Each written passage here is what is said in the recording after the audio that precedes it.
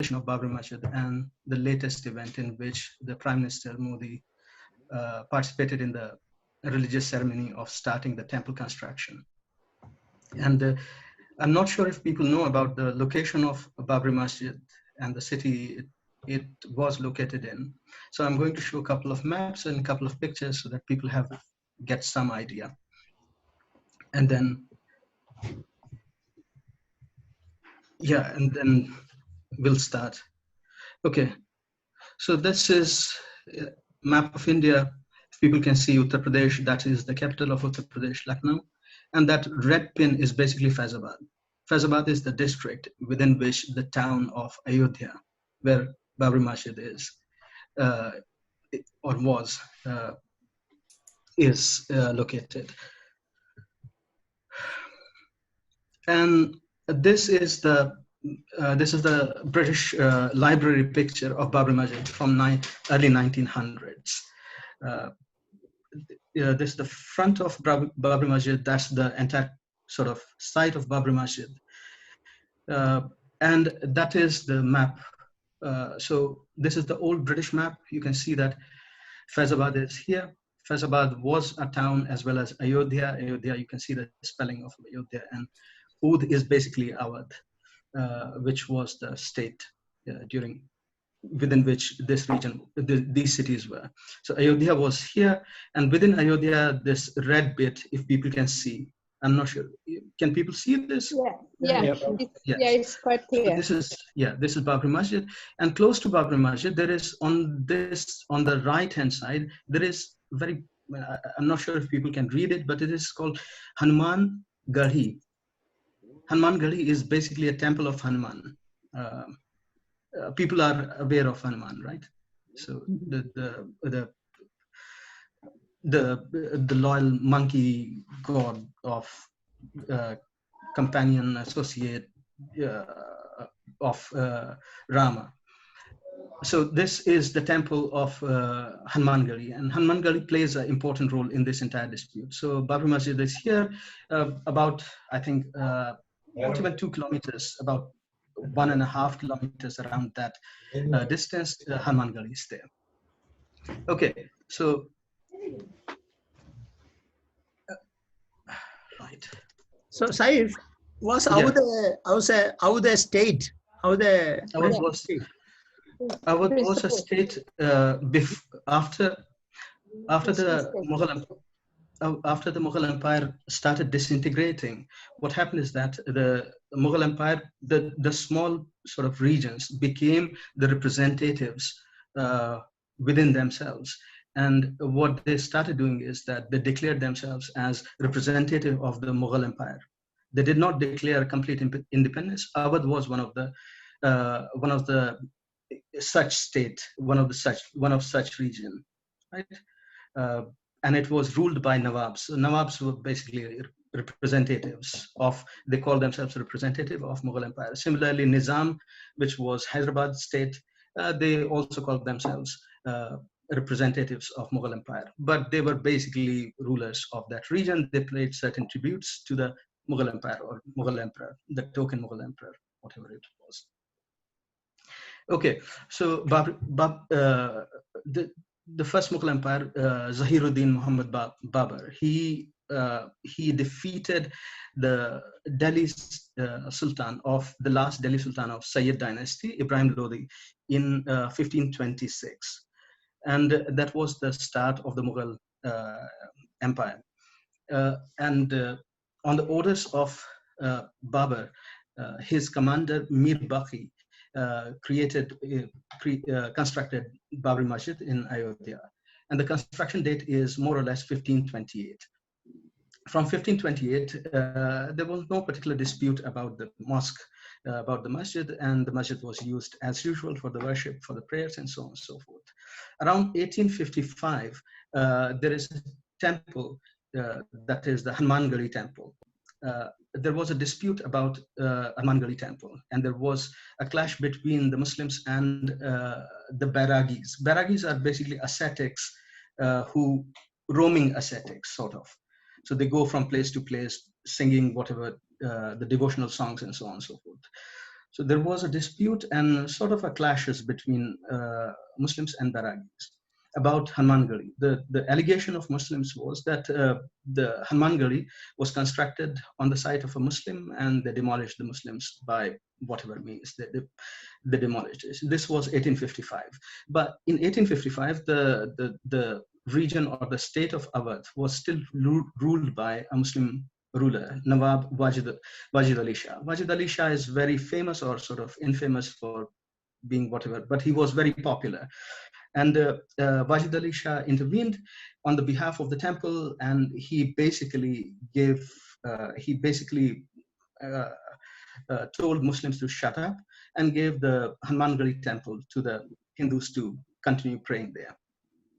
Around 1857, this is the period when this entire episode started. So around 1857, when Awadh was a center of rebellion, or as some people would call First War of Independence, you will see local sort of these clashes or these disputes starting to flare up.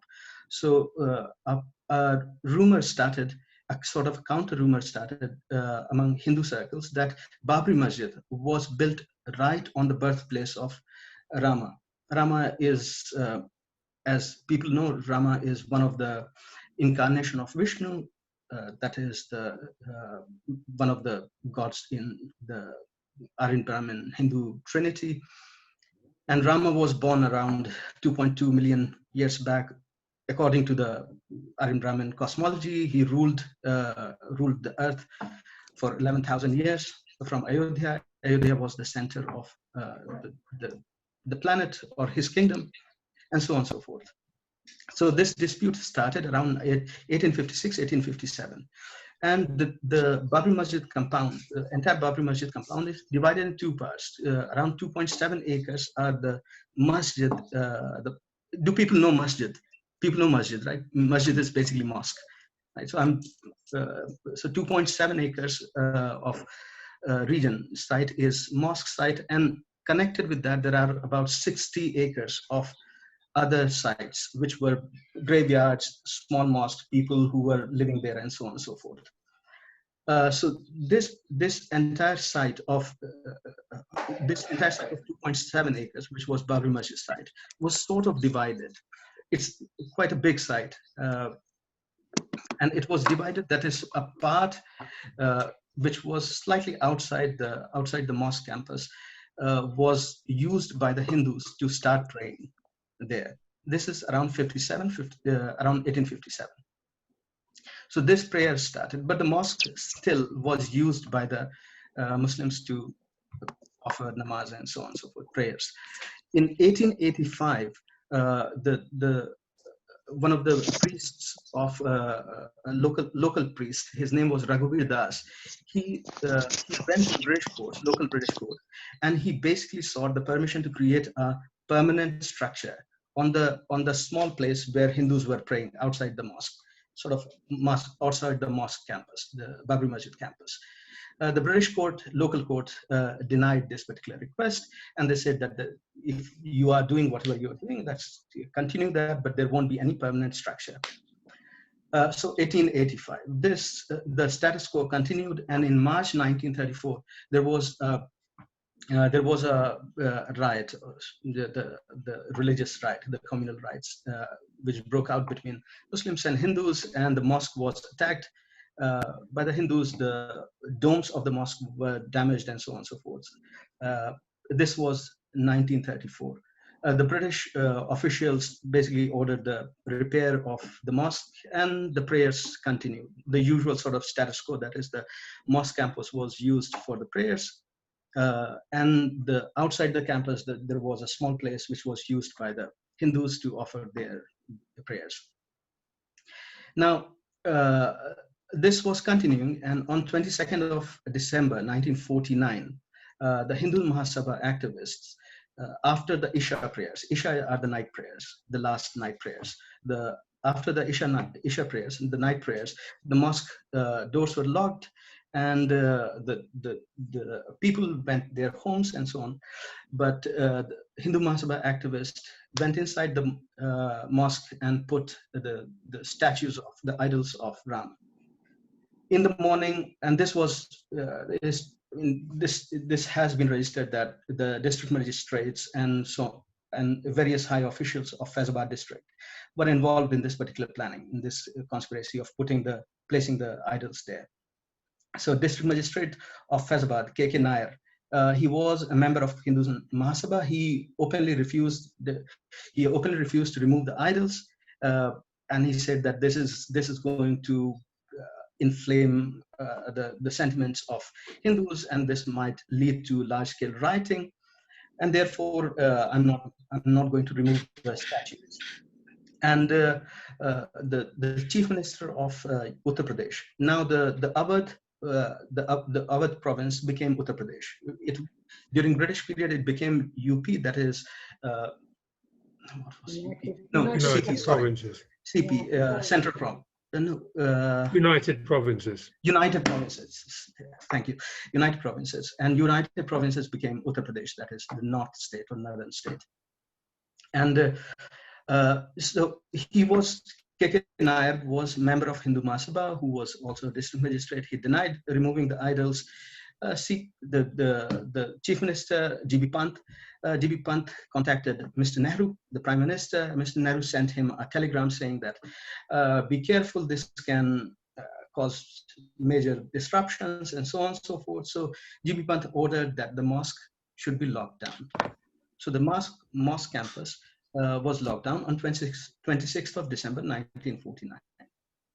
And this is the main mosque campus. The outside of the mosque, the small area which was used by the Hindus to pray, was not affected by these particular steps.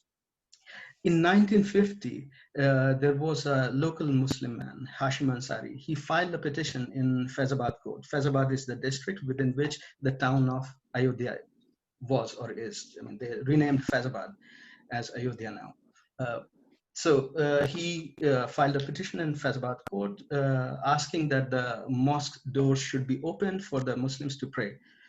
And this basically became the first case. And there are several cases in this particular dispute.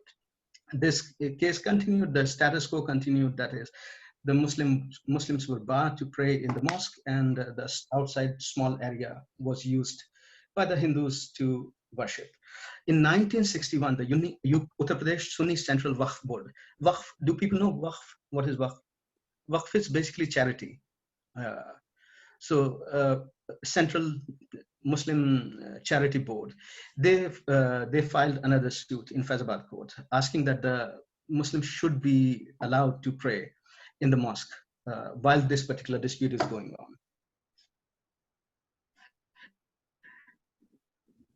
This again became a second suit. In 1964, a very important organization was started by RSS. The organization was Vishwa Hindu Parishad, VHP. The VHP was started by RSS as a cultural organization to unite and safeguard the Hindu interests. And the headquarters of Vishwa Hindu Parishad were located not in India, but in Nepal. Because do people know the reason why it was in Nepal in 1964? Nepal is a Hindu kingdom, isn't it? Yes, exactly. So at that time, India's secular, yeah. Yeah, exactly. So Nepal was at that time was the Hindu kingdom, the only Hindu state in the world. Therefore, the Vishwa Hindu Parishad, the headquarters of Vishwa Hindu Parishad were situated in Nepal. And Vishwa Hindu Parishad played a very important role in this entire dispute. In 1980, BJP was founded. So before BJP, we had Jansang. Jansang carried on, but Jansang basically fizzled away. Hindu Mahasabha carried on, but that also went away. So in 1980, BJP was formed after the dissolution of Janata Party. Janata Party was sort of amalgamation of socialists and various sort of progressive left groups, as well as groups which were political groups or political characters which were affiliated with RSS. So it was a very interesting anti-Congress coalition, wasn't it? Really. That's right. So it was primarily an anti-Congress coalition. And BJP was founded around that time. BJP didn't get any traction. In 1980s, BJP was nowhere. It wasn't a force to reckon with. It just kept on latching itself to various sort of left progressive groups, center-left groups, and so on and so forth. This particular case was going on, and in 1981, again, the Sunni Central Waqf Board filed another suit that the Babri Masjid site should be handed back to Muslims. Again, no decisions were taken regarding the two previous cases which were going on. And there were other cases, counter cases, which were filed by various Hindu groups, including BHP and so on and so forth. Now, in 1981, there was something very interesting happened. In a small town of Meenakshipuram in Tamil Nadu, about 400 to 800 Dalit families converted to Islam. That created a major it created major panic among various right-wing Hindu groups, RSS and so on and so forth. And they constituted various meetings, and under the banner of Vishwa Hindu Parishad, there was a Dharma Sansad. Dharma Sansad is parliament of religion, or religious parliament, which was constituted, and Vishwa Hindu Parishad went to the parliament, went to the courts, and so on and so forth, to sort of ban the conversion of people in India. Not only this, but the General Secretary of VHP, Ashok Singhal, he started various Ratha Yatras. Ratha is chariot. Yatra would be a procession. So in different parts of India, he initiated various chariot processions. And the demand was that Hinduism is in danger, and we have to protect Hinduism by various means. One of the means would be banning the conversion of people from one religion to other religion, which basically meant that people, Dalits and so on and so forth, to other religions like Islam or Buddhism. And the second demand was that we have to construct the Rama temple in Ayodhya. But these yatras, these processions, did not gain much traction. They sort of fizzled out. Ashok Singhal also constructed a sort of a model replica of this Rama temple. This replica was brought to different places in India so that people can come and imagine the glorious future that will be there. But again, all of these actions did not gain much traction. Now, in 1984, this all was happening in 1984.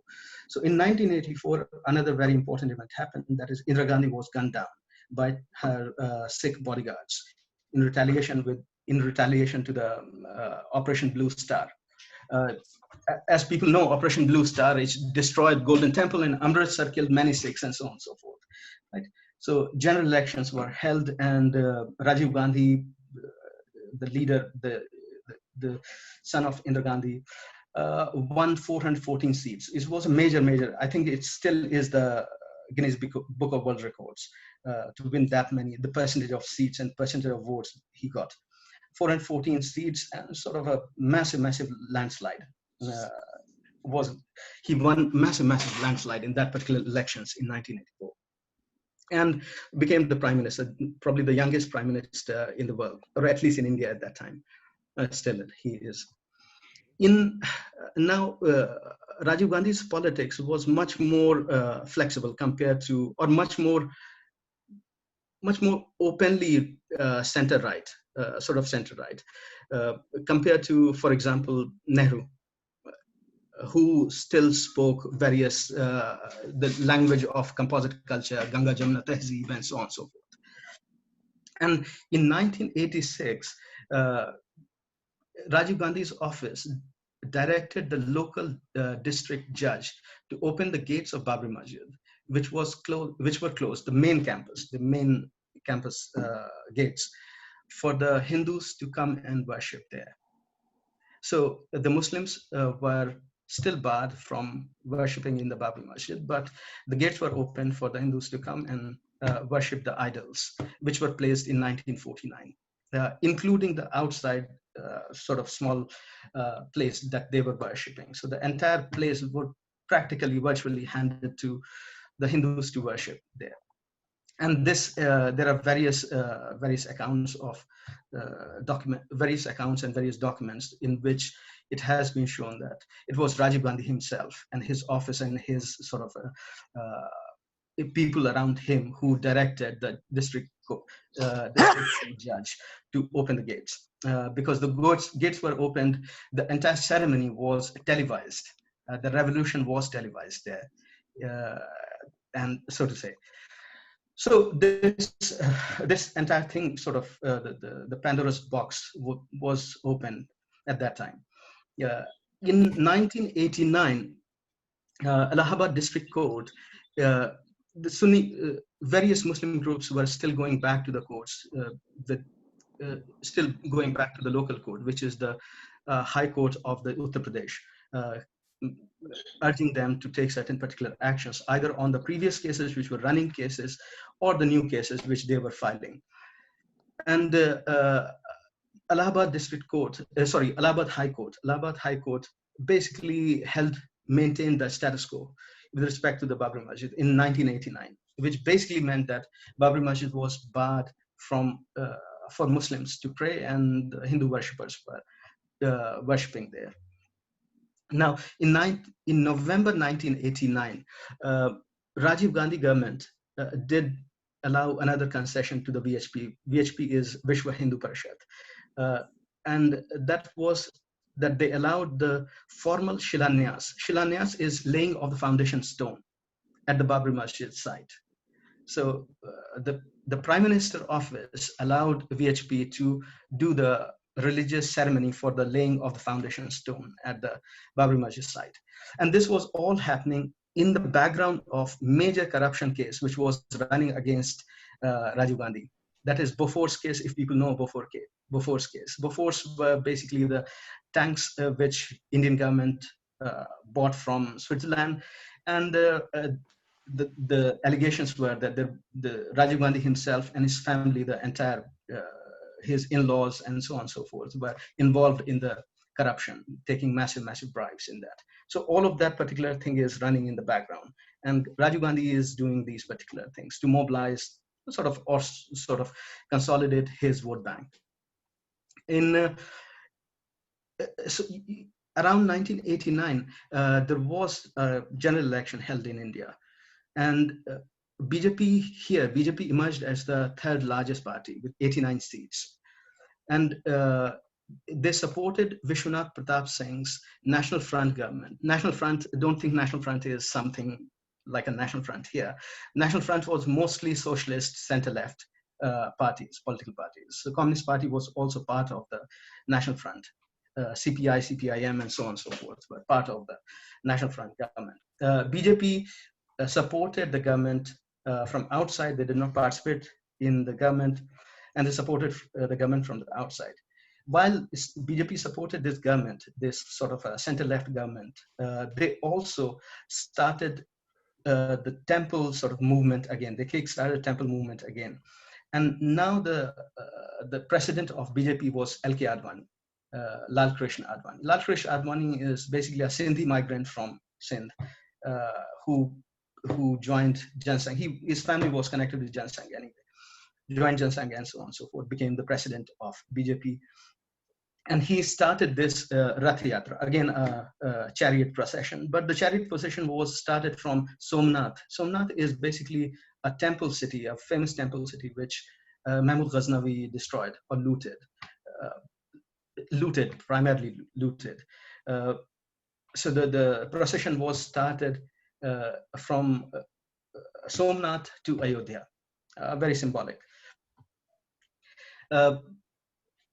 A lot of people supported this. It mobilized a lot of people, a lot of ordinary people. There were clashes between the police and various sort of activists who were BJP activists or ordinary people who were supporting BJP and so on. About 20 Hindu activists were killed in the police firing. And after this particular incident, BJP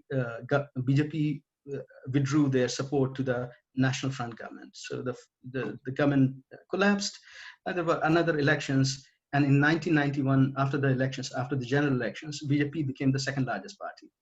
So you can see that from having almost zero political representation in the parliament, they became the second largest party within about 11 years of a time period.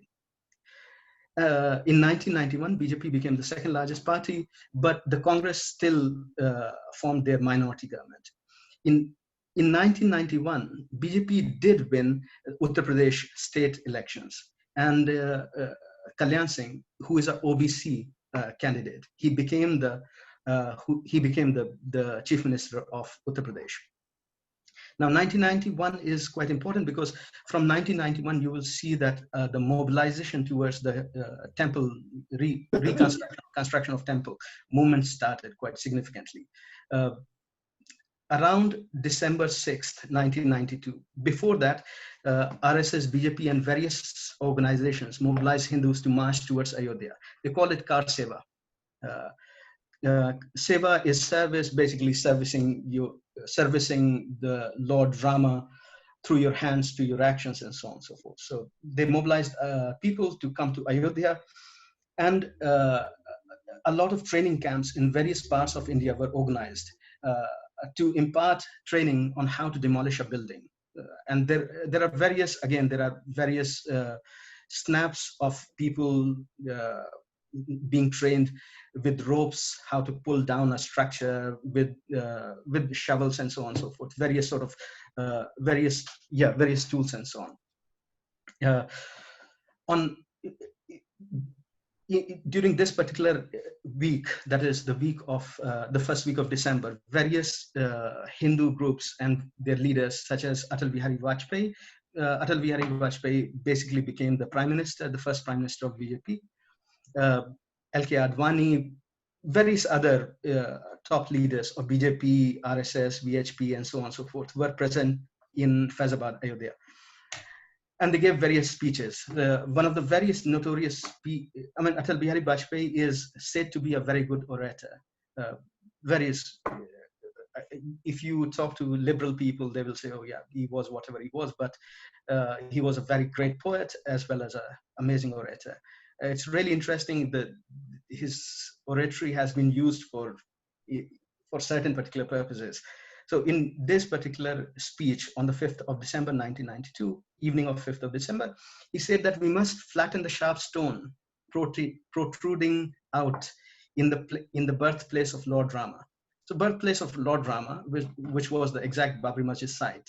The Babri Masjid site was itself the sharp stones which were protruding out, and they need to be flattened. And we will not be doing disservice to the country by flattening the sharp stones. Next day, about a crowd of about 150,000 to 200,000 people in the leadership of L.K. Advani, Murli Manohar Joshi, and so on and so forth. They stormed the Babri Masjid campus, demolished the Babri Masjid campus in few hours. BBC, Doordarshan, and various other media outlets were giving sort of live reports on this. There was a BBC correspondent, I remember at that time, Mark Tully, if people remember him. He was on the radio, and we were listening to these reports. So the reports would come like, people have charged the Babri Masjid, and the first dome there were 3 major domes, 4, but the 4th one was at the back. The 3 major domes were in the Babri Masjid, the main campus of Babri Masjid, or the main structure where people used to pray.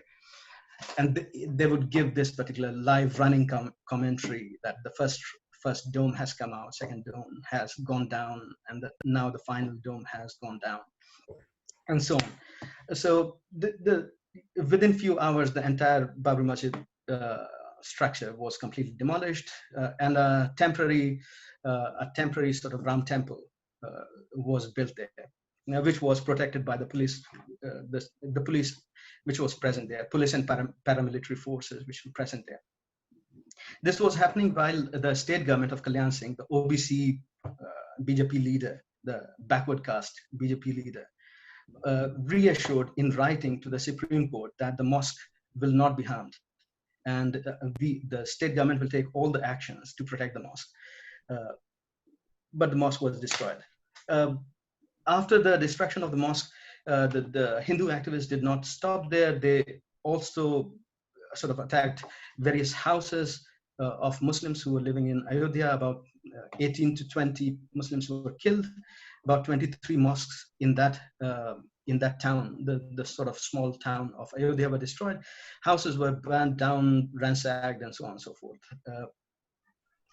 So after the aftermath of that was the riots all over the country. In Bombay, Shiv Sena led those particular riots.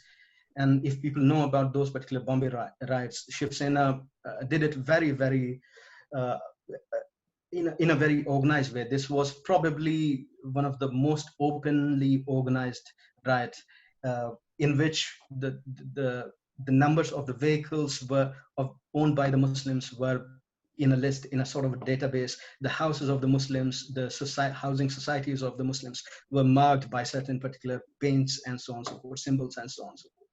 And about 2,000 people, again, mostly Muslims, died in those particular riots. This was happening under the Congress government of Narasimha Rao. And Narasimha Rao constituted a commission to investigate whatever happened, the destruction of the mosque, the demolition of the mosque, as well as the riots and so on. So that commission was called Librahan Commission. Librahan Commission was led by a retired High Court judge, M.S. Librahan. And the Librahan Commission possibly was the longest commission. It took about 17 years to produce a report, which, I mean, we can take as we want to take. It might be due to political pressures, or it might be because they wanted to be thorough in their investigations. So, but they took quite decent time in producing any particular report. So that is December 1992. In 1993, April 1993, the same secular government of the Congress proposed a particular bill. That bill was called Acquisition of Certain Areas at Aoudhya Act.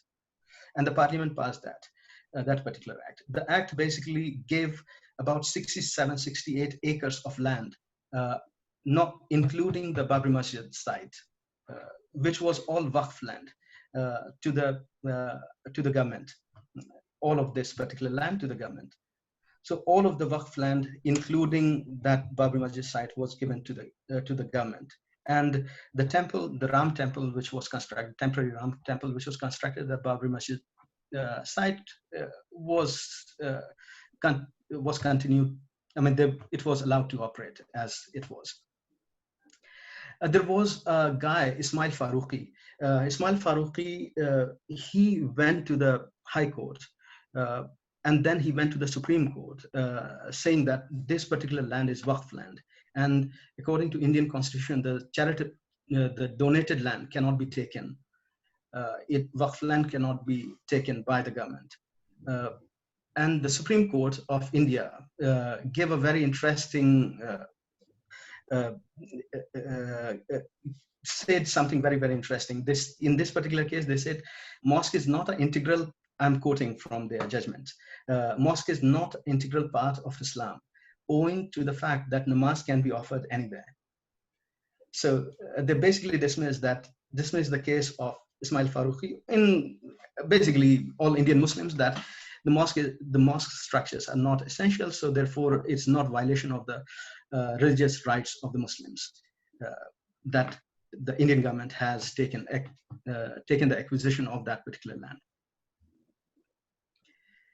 Now, this is 1994. The status quo continued, and in 1998, BJP formed the first government. It was a coalition government, and Mr. Atal Bihari Vajpayee became the first BJP prime minister here.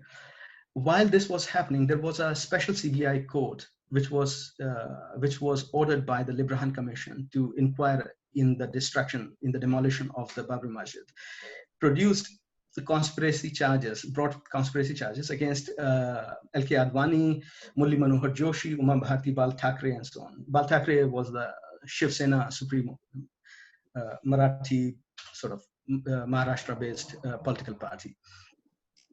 The CBI court brought these particular cases. Now, when this all was going, Allahabad High Court brought in the ASI. ASI is Archaeological Survey of India.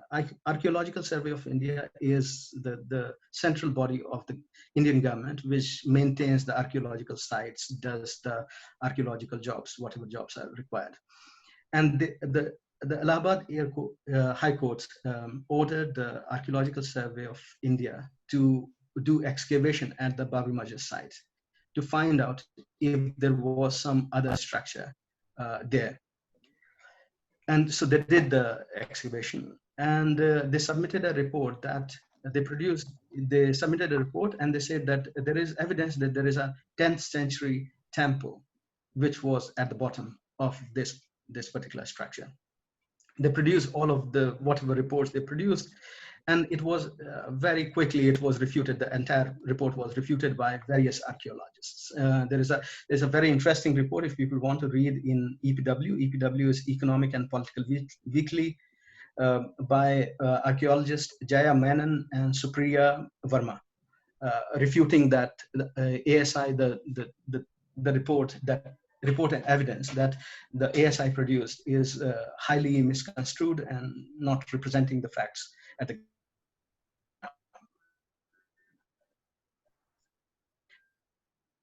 So ASI did whatever ASI did. This is 2003. The various court cases starting from 1950 are still going on. And in June 2009, Libraham Commission was instituted by P.V. Narasimha Rao government in 1992. After 17 years, that is in 2009, they produced the report of the demolition. And in that report, they said that the demolition was neither spontaneous nor unplanned. That is, it was very well planned, and it was not spontaneous. That is, these were basically the excuses presented by the BJP, VHP leaders that it was the sentiment of the people, of the crowd, that we could not control. Libraham Commission came out quite openly against these particular claims, and the demolition was neither spontaneous nor planned. And various BJP leaders, VHP leaders, including Shiv Sena chief Bal Thackeray, RSS leaders also, K.N. Govindacharya, they all were basically found guilty in this particular, not guilty, but at least charged in this particular commission report. Here, it's quite interesting how Allahabad High Court and the Supreme Court of India are acting in completely two different, sort of out of phase. Allahabad Court is producing sort of judgments or ordering things which are, you can see, are quite clearly influenced by the state government. They're trying to maintain some sort of neutrality, which will go away very soon. We'll see. But Allahabad High Court in this particular, around 2010, ruled that the entire Babri Masjid should be divided into three parts. One part should be given to Muslims, other part, 2/3 part should to the Hindus, Hindu plaintiffs, and they can build whatever they are building there. This ruling, this particular judgment, went to the Supreme Court, and the Supreme Court suspended the High Court ruling and maintained the status quo. Again, the status quo continued. In 2014, the BJP government of Narendra Modi was elected. Things will become interesting and fast now. And the Subramaniam Swamy, BJP MP, do people know Subramaniam Swamy? He's a very interesting character. He was an ardent socialist, very, very anti-RSS guy who wrote various things about RSS and so on and so forth, RSS and BJP and so on. A mathematician, a decent mathematician actually, who went to do politics and so on. and he was very, very secular in his outlook till 90s, even late 90s. So much so that his daughter is married to a Muslim guy. So not up to that particular point, he was not moving towards right. But in 2016, he went to Supreme Court asking that the construction of the Ram Temple on the Babri Masjid site should be immediate, and he wanted himself to be one of the litigants in whatever the cases were going on. In 2017, the Supreme Court created a particular a kind of a body to create out of court settlement. The Supreme Court of India said that this entire case is very sensitive and sentimental. It's a sentimental matter. It's not a matter of facts, but it's a matter of sentiments. Therefore, it should be settled out of the court. And there were various sort of attempts by the Supreme Court to create some sort of out of court settlement. All of those attempts failed. And in 2017, this is all happening in 2017, the same special CBI court, which was created by Libraham Commission, charged BJP leaders, Alke Advani, Murli Manohar Joshi, Uma Bharti, and so on and so forth, for conspiring to demolish Babri Masjid. So they were charged for this particular conspiracy.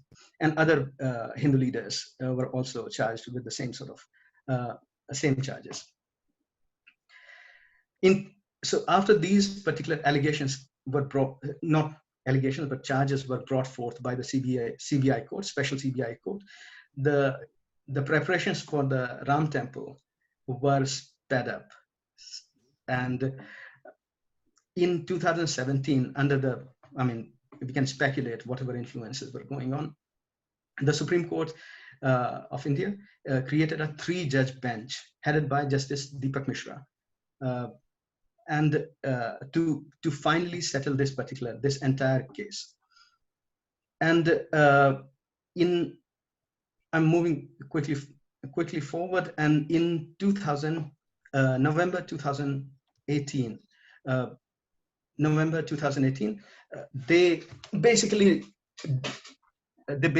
Supreme Court of India dismissed various other petitions and gave a particular date on which they are going to produce a judgment. And they produced a judgment on the November of 2019. So I'm just reading a few particular points of that particular judgment. That judgment was a unanimous judgment. In that judgment, the court ruled that the demolition of Babri Masjid and 1949 desecration of Babri Masjid was in violation of the law, in violation of Indian law. Second point they made was the Supreme Court ordered the government of India to create a trust to build Ram Mandir temple and form a board of trustees within the next 3 months on the site of Babri Masjid. So it was criminal to destroy Babri Masjid, and the desecration, the placing of the idols at the Babri Masjid and 1949 locking up and so on and so forth was in violation of the law. But now the land should be given to the government of India to construct a Ram temple.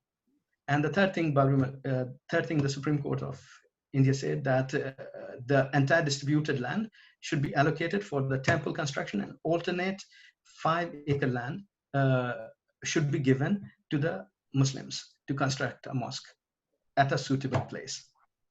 There were other particular parts which I'm skipping, but we can go on talking about those particular parts in the discussion.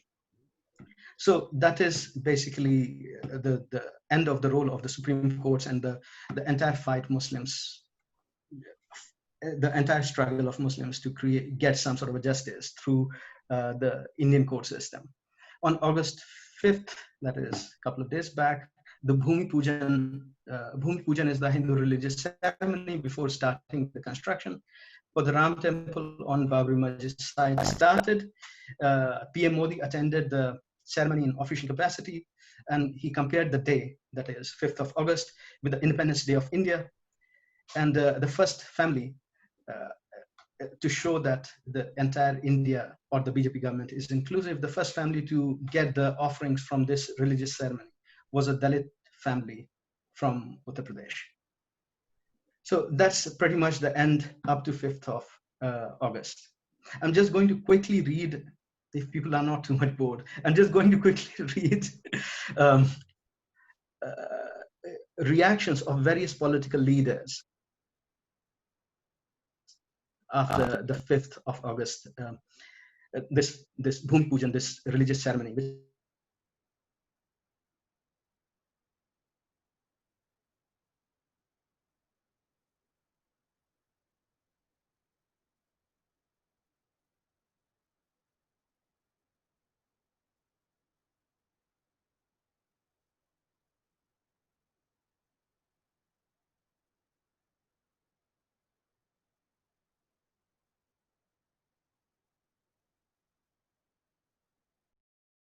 for the humanity and human good in India's ethos from time immemorial.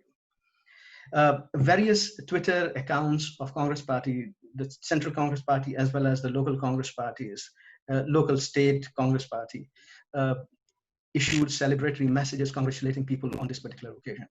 And not only that, the various Congress Party officials reminded the people that even though it is Modi who is cutting the ribbon, or that is inaugurating the ceremony, but it was the role of Jananayak, they call Jananayak, the leader of the people, Mr. Rajiv Gandhi, that was central in making the Ram temple possible. So the role of Rajiv Gandhi was opening the gates.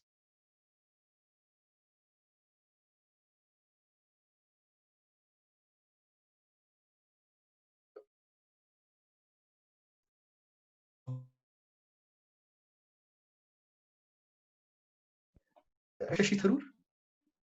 So Shashi Tharoor is he is sort of a hipster intellectual who is sort of center right, center left, whatever you want to call him. Shashi Tharoor, he is a Congress MP also from Kerala. He went on Twitter, he reminded Muslims not to be disappointed with Congress. After all these congratulatory messages, he quoted Quran as well. So I'm just reading his thing. And to those Muslims who tell me that they feel let down by Indian National Congress, please check what the Holy Quran says in chapter 60, verse 8 and 9, and so on and so forth.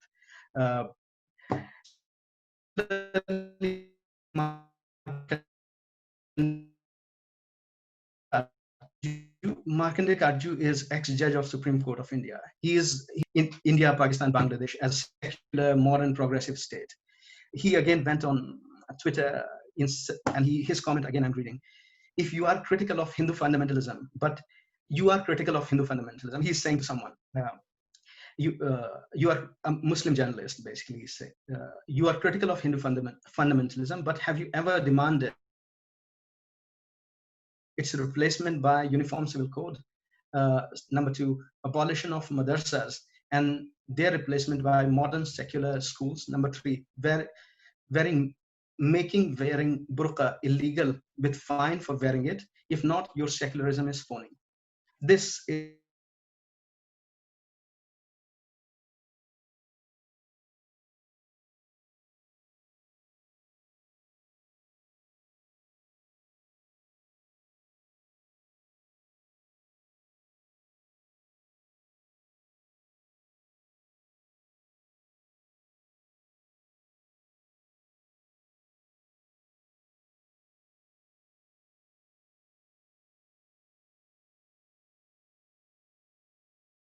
objectionable.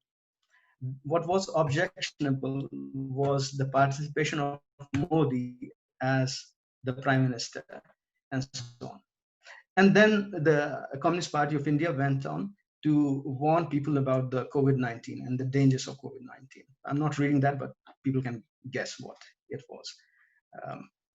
CPIM said similar sort of thing. Kerala Chief Minister, again, he is the latest sort of savior of minorities, Muslims, and so on and so forth. Pinarayi Vijayan, and he didn't give any particular statement regarding the temple construction and so on. He pointed to Priyanka Gandhi, that is the great granddaughter of Nehru, and her statement congratulating the construction of Ram Temple. And he said that he was not surprised by Priyanka Gandhi's statement on Bhumi Pujan ceremony, of the Ram temple in Ayodhya, and said the country would not have been facing such a situation today if the Congress had a definite stand on secularism. So if Congress had took a good stance on secularism, this India would not have been facing this particular state. Now, the Socialist Party, which was Mulayam Singh Yadav's party, Bahujan Samajwadi Party, which is Mayawati's party, a Dalit party, Rashtriya Janata Dal, which is a backward caste party of Lalu Yadav, all of these parties remained silent, and their leaders will remain silent. They didn't give out any particular statements. Shiv Sena, gave out obvious statement, that is congratulating people about the starting of the construction of Ram Temple. AIADMK of Tamil Nadu congratulated Modi for fulfilling the dreams of Hindus by building a temple of Lord Rama at Ayodhya.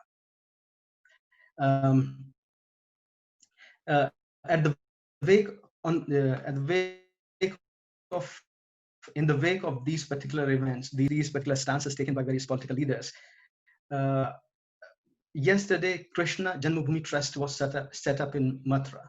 So in in Mathura, there is another mosque which is disputed site, and the site is obviously the right spot of the birth of God Krishna or Lord Krishna. That's another mosque which is on the list. There are various other demands which in the last couple of days which were raised again. These are old demands. They are being raised again. So demands to liberate 40,000 temples, and these temples include Taj Mahal, which is one of the temples, Qutub Minar, Jama Masjid of Delhi, and so on and so forth. So 40,000 sort of mosques, which originally were temples, should be liberated. So this is up to this particular point. These are the things which are happening. Now the question remaining is relatively quite simple for various particular involved parties, whether we call them Hindus, Muslims, Indians, concerned citizens of the world, and so on. The question is quite simple. That is, where to go from here. So in my perspective, for Aryan Brahmin Hindus, their supporters, and so on and so forth, the answers are pretty obvious. That is, implementation of new citizenship laws to formalize Hindus. Hindus, obviously, in the Indian constitution include Sikhs, Buddhists, Jains, and so on and so forth as natural citizen of India, excluding only Muslims. Implementation of uniform civil code to outlaw Indian Muslim personal law, population control bill to counter the threat of increasing Muslim population, and changes in the constitution to formally declare India as a Hindu Rashtra, Hindu nation. This obviously will be coupled with the mass settlement of Indian Hindus in Kashmir to change its demographic and bring back the only Muslim majority region of India bring back the only Muslim majority region into the Hindu fold. So these, in my view, are the answers, pretty much the directions which the majority of India might or will prefer to take. For Indian Muslims, the answers and the future are much more difficult. That's all. Thank you. Now, I mean, we can discuss.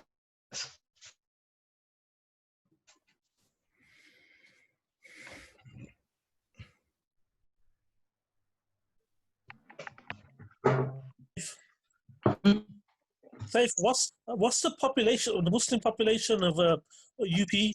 Muslim population of the UP would be about, I'm not sure. I'm not sure. I'll be guessing it's probably 20-30 million. Okay. And the Taj Mahal, they want to convert that into a temple as well. It is in the list of 40,000 sort of demolished temples, allegedly demolished temples.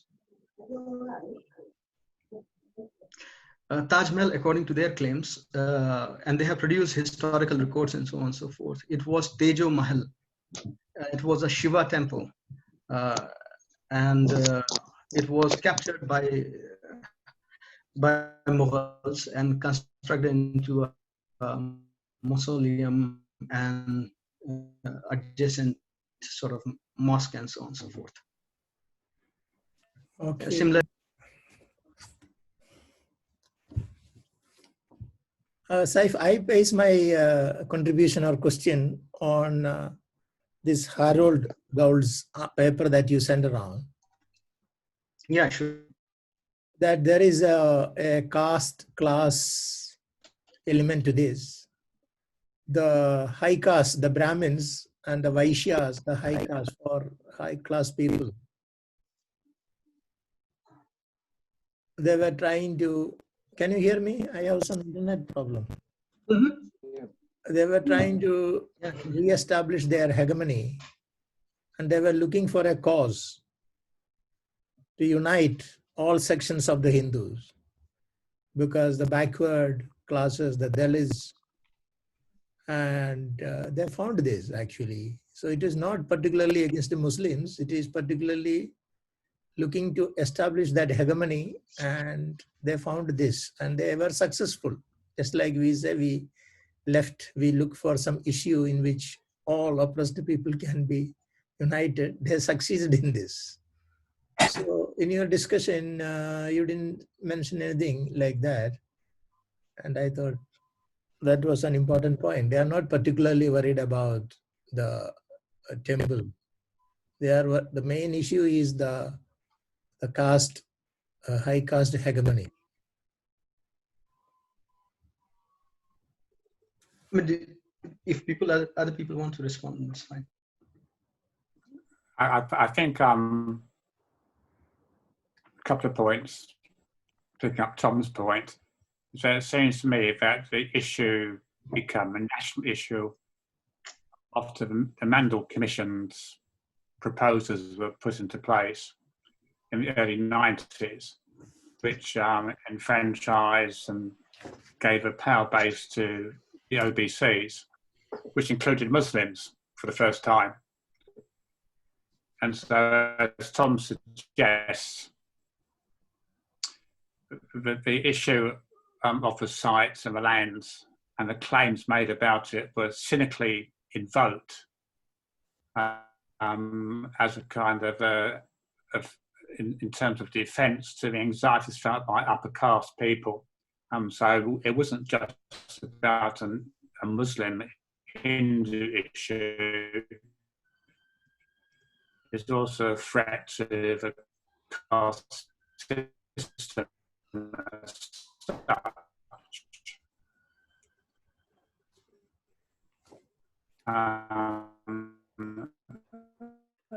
And in other words, the BJP cynically exploited this privilege. And my second point, I can see some parallels with the early Zionists. The early Zionists advocating the creation of Israel cynically exploited religious Zionism to provide a pretext for the occupation of Palestine and the emergence of Israel in 1947,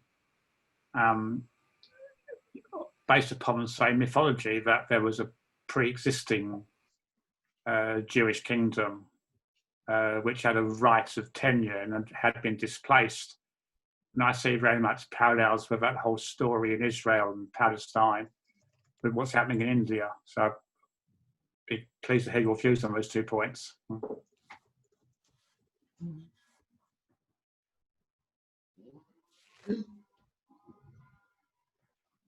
Can I make a contribution and ask a question? Yeah, start. Okay. Sure. Go ahead. Okay. Thank you very much for this deliverance you have made. You've been very thorough and gone through it very methodically. And then I can't help but recall Arundhati's what she said, that the 1990s unlocked 2 things. And one was the unlocking of the Babri Masjid, and the other one was the unlocking of the corporate invasion into the Indian subcontinent. And I think the two things have to be seen, together. And the other point I want to, is on my mind, is that although we are seeing a very horrific BJP fascistic kind of rule in play today, but the real genesis or the embryo was actually a creation of Congress with Rajiv Gandhi, allowing all this kind of Hindutva and Brahminism to take place, because BJP is not created in isolation. BJP actually grew out of the womb, I would say, of the Congress Hindutva element. So for and we can actually see that today, when there is almost absolutely no criticism of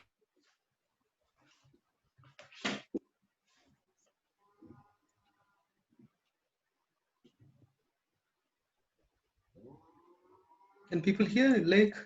Ah, I think Lake has gone. Oh, he's here. He's here. Maybe his internet. I had some problem with my net. Okay, we can come back. Somebody else wants to start.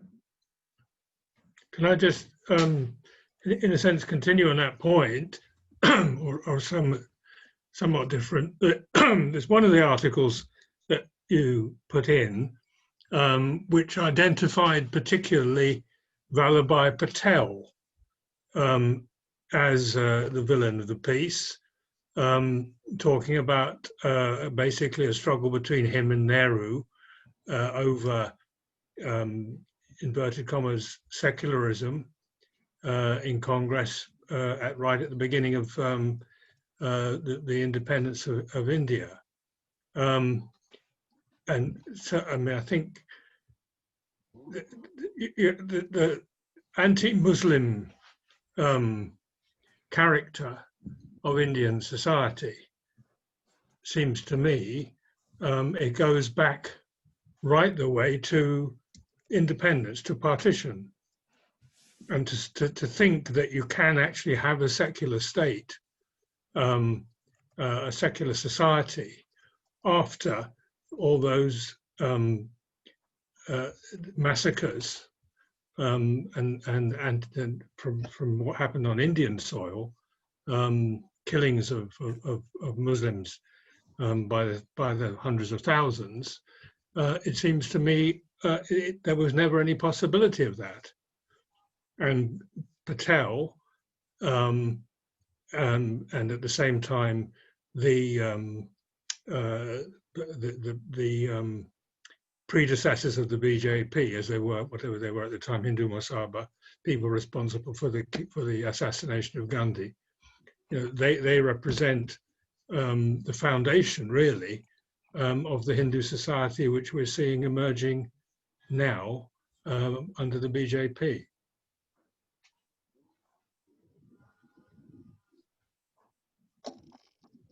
That I got asked by a friend of a friend in the context of what's happening here. And she was saying, well, you're all for tearing down statues and reinterpreting them here, but that's what we're doing in India. She's a Hindu, obviously, but that's what we're doing in India.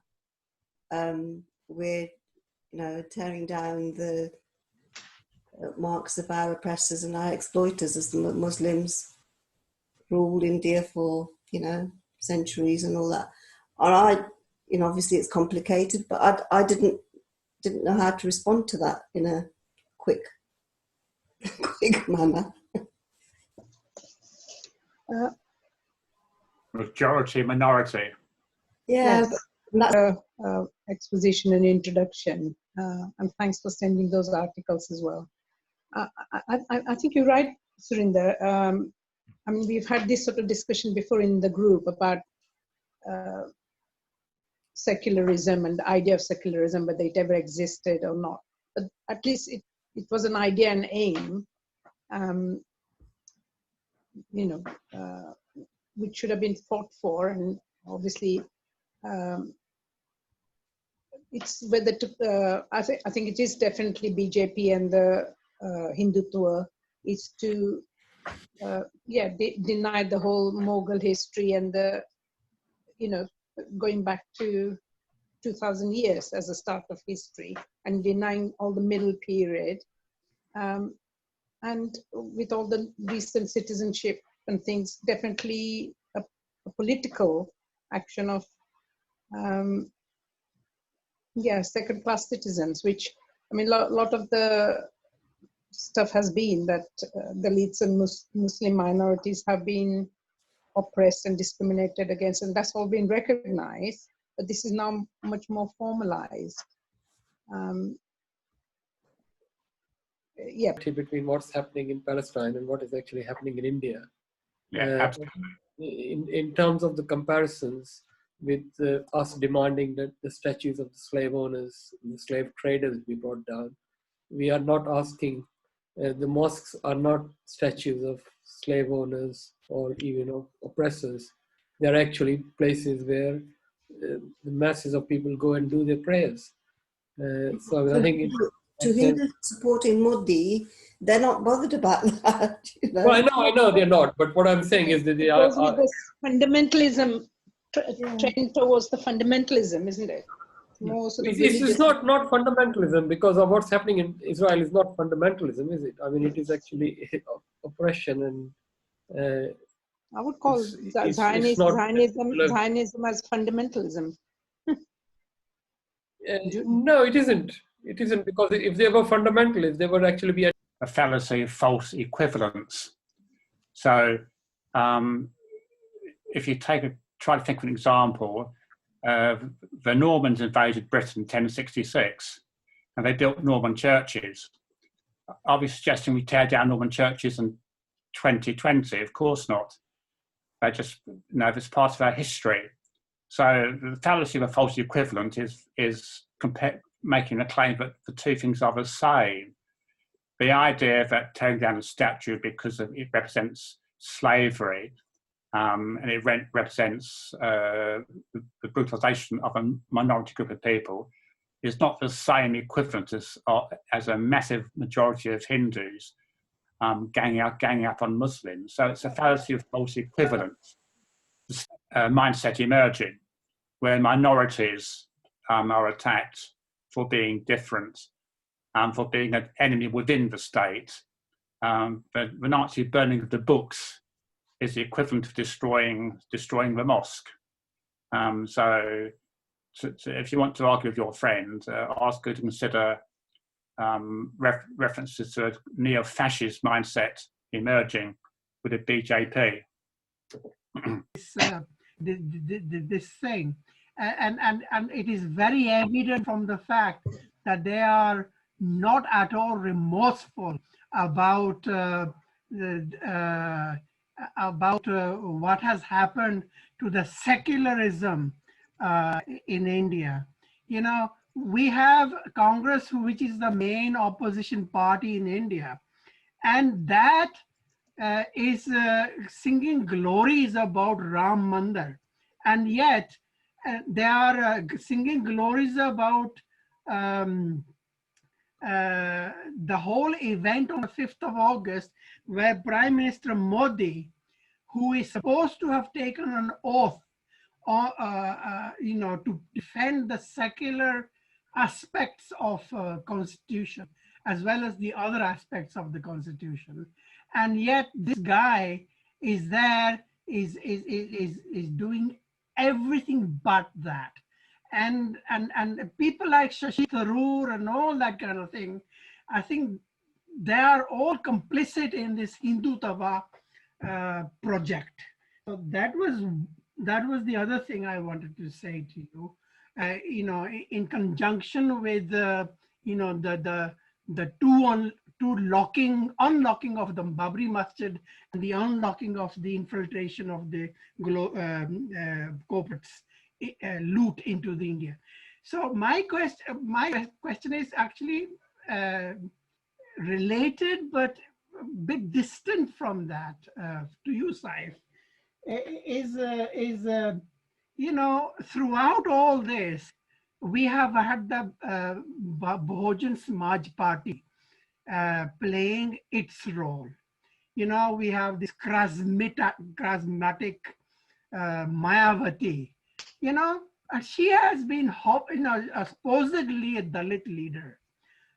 She has been hobnobbing with BJP, you know? Yeah. To what extent I would like, Okay, so what's your question? Played the card of the BJP and allowed them to come to the forefront. Yeah. Okay. Okay. That's my question. No, I didn't get the last part of the question. That Mayavati is hobnobbing with BJP and... Okay. Okay, anyway. I think it is related to... Yeah, I mean, the first question which, or the first point with Tom, and I mean, again, these are my perspective. People can take whatever the perspective they want to take. Tom and Paul, the 2 points that Tom and Paul mentioned, and they're connected with the Gould's book. Gould's book was written, Gould's article and book was written in 1997. Around that time, I remember I gave a speech in Aligarh Muslim University where I was studying at that time about the importance of Mandal Commission and how Mandal Commission was so important in sort of challenging the hegemony of Brahmanism, which I can say I was younger and much more enthusiastic and naive and illiterate in some ways. But yeah, that was my position as well at that time. And partly that is correct. Partly that is correct. But what I would say is here is that from Gandhi on, and in fact before Gandhi, from Tilak and so on and so forth, from Tilak to the fathers of Hindu nationalism, various fathers of Hindu nationalism, whether they are in Maharashtra or Punjab or Bengal or in the South, including Mr. Gandhi, Patel, and so on and so forth, they all recognize something very interesting within the Aryan Brahmin Hindu society. That is, that they have certain aversion. They have a certain common aversion towards Islam and followers of Islam. That is a common feature. And they did recognize this particular feature and they did invoke this particular feature.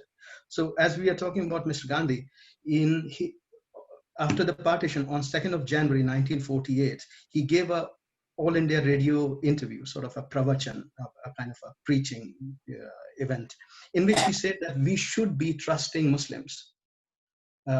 But if a Muslim betrays our trust, we should behead them. This is Mr. Gandhi. And I can give you reference. It is volume number 90 of Collected Verse of Mr. Gandhi, page number 386 or something like that. And similarly, in the same speech, he was saying that there was a gathering of 1 lakh Muslims in Lucknow, and we should not mistrust all of them. There might be some Muslim leaguers, there might be some traitors, so to say, in that midst, but we should trust them. If some of them betray our trust, then we should kill them. Then we should shoot them, not kill them, shoot them. So this is again in the same Collected Verse, volume number 90. If people want a particular, link, I can send them the link. So they all recognize a particular thing. And when Nehru and Patel, which Jim was saying that there was a kind of power struggle between Patel and Nehru, that's absolutely right.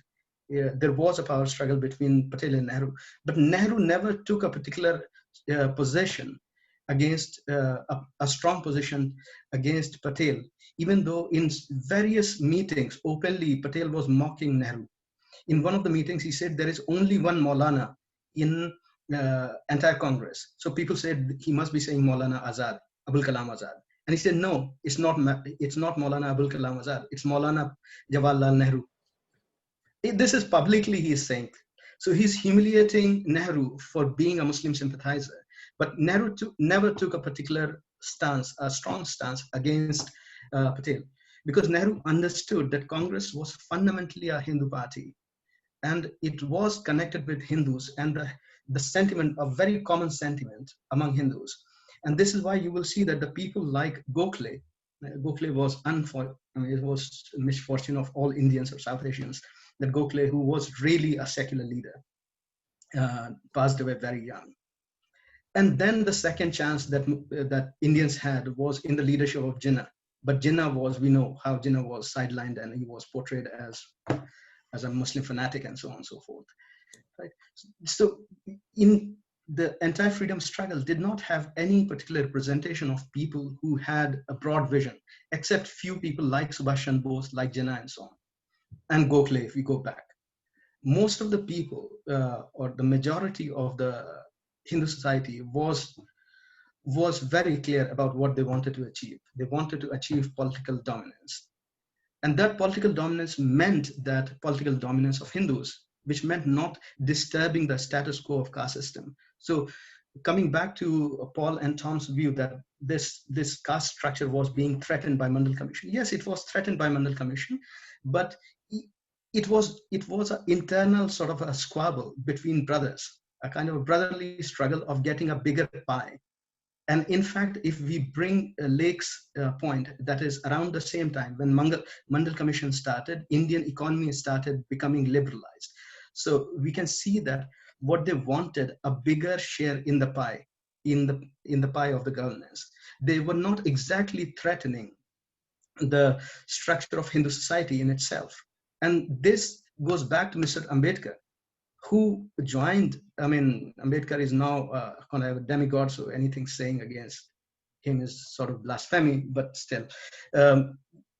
Ambedkar joined Nehru's cabinet, and he was one of the main guy who opposed the proportional representation for Muslims in independent India. And his arguments are fantastic, that these people are illiterate. Therefore, we cannot give them too much power. Therefore, they will be confused if we give them proportional representation. I mean, this is what a fascist says, that if you give democratic power to people, then the people are going to misuse it, because these people, we need a kind of paternal, maternal sort of centralized power.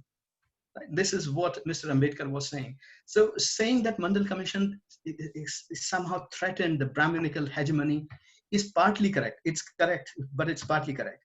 It basically was an internal struggle. And this struggle is not gone away. And you can see the behavior of Dalit leaders in India. Mayawati challenges the Brahmins, and she challenges the Brahmins that we are going to do mass conversions. On and off, you will see her statements coming up that we are going to do mass conversion, we will become Muslims or Buddhists and so on and so forth. But nothing else, right? So what is that guy, Marathi Dalit leader who joined the Modi cabinet? Republican Party, what is his name? Athavale, right? So he openly said that I was with this particular party, now I joined BJP because I have more benefits with BJP and so on and so forth. And he is a Dalit leader. So if you see Dalit politics as significantly challenging the Brahmin hegemony as some sort of a significant power challenge to the Brahmin hegemony, it's a mistake. It's an internal squabble within the Hindu society, within the Aryan Brahmin Hindu society. The only challenge that is coming at the moment, that there are only two particular points of challenge to the hegemony of Aryan Brahmin Hindus, or that one is obvious, which is Muslims.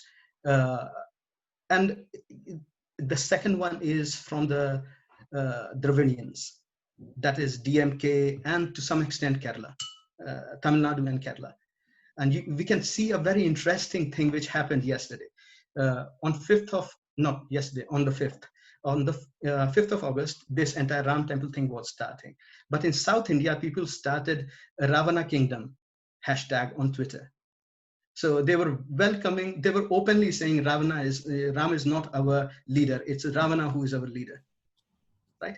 This is not happening from Communist Party or socialists or feminists or anything like that. This is happening from Tamils, Dravidians, and is to some extent supported by the Malayalis, to some extent, small extent, but to some extent.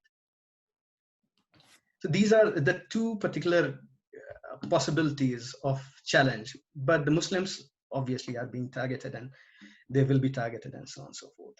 Now, BSP hobnobbing with BJP, the position is very clear. Again, BSP, Mayawati is, if you go back on you, I can provide you the link. Mayawati this is in easily 15 or 20 years back. Mayawati gave a open statement in a public meeting that Muslims, I'm saying first in Hindi and then I'll translate it. Muslim बहुत कट्टर होता है, इसीलिए मैंने अपने लोगों को बताया कि बीजेपी को वोट करें. So Muslims are basically fundamentalists. That's why I told my people, that is Dalits, to vote BJP. That Muslims in general are basically fundamentalists, whatever, fanatics. Right? This is Mayawati giving speech in around 10-15 years back. And you can find this particular speech there. So Mayawati hobnobbing with BJP is again a proof positive that the Dalit politics in India at the present, maybe in 50 years back, there was some other equation, but at present, there is not a single challenge coming from Dalit politics. Another proof of this is there is a young upcoming leader of Dalits from UP, Chandrasekhar Azad, his name is. And he sort of gave himself a nickname Ravana. So Chandrasekhar Azad Ravana, right? He was arrested. He did a lot of public speaking and so on and so forth. Not a single statement came from him on the 5th of August. It's completely quiet. Similarly, another sort of backward caste leader, which is Kanhaiya Kumar. Everyone probably knows Kanhaiya Kumar. He's from JNU. He was one of the leaders. People probably don't know that he was found in a sexual molestation case, but okay, that's JNU for you, progressive. But he again, I mean, he talks about whatever he talks about. He's one of the left socialist communist guy. He was a candidate from CPI or CPIM in Bihar. CPI, right? Yeah. Not a single statement came from him about this. So all of these so-called leaders, the progressive, and they're quiet because they understand which way the wind is blowing. Or it may be that they feel hopeless about